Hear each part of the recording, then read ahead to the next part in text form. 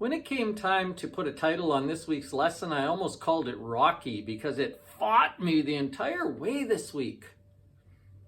Sometimes sermons write themselves. Last week I was done early. This week it was just a struggle the whole way. I couldn't figure out how to say what I thought I needed to say in a way that you would understand it. But fortunately, struggled through it, and I think I've got it now. I think I've got something that will make sense to you, but more importantly, it's just hugely important.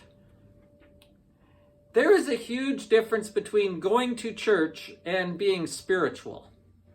There is a huge difference between going to church and walking in the light.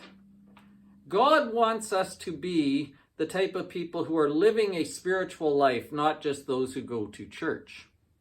And the line between those two things is razor thin. In fact, it almost hinges on one understanding.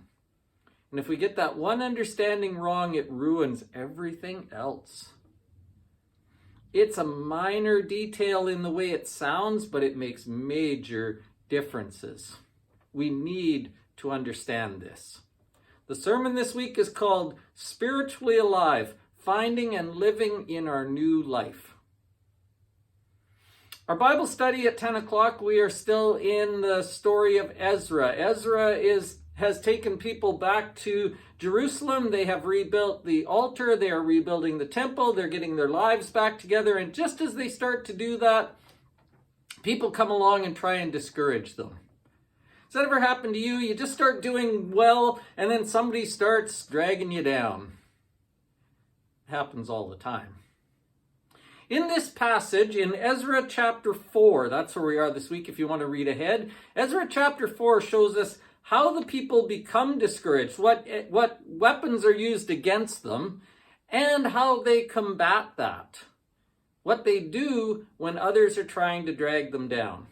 If you've ever been in that situation, this will be a useful chapter for you. Even though it comes from thousands of years ago, it's applicable to today. I'm looking forward to Sunday morning. It's going to be really, really good. As I said, this lesson, I struggled to figure out how to say it, but I think I've got something that we need to hear, desperately need to hear, that everybody needs to hear. Bring a friend. We'll see you Sunday morning.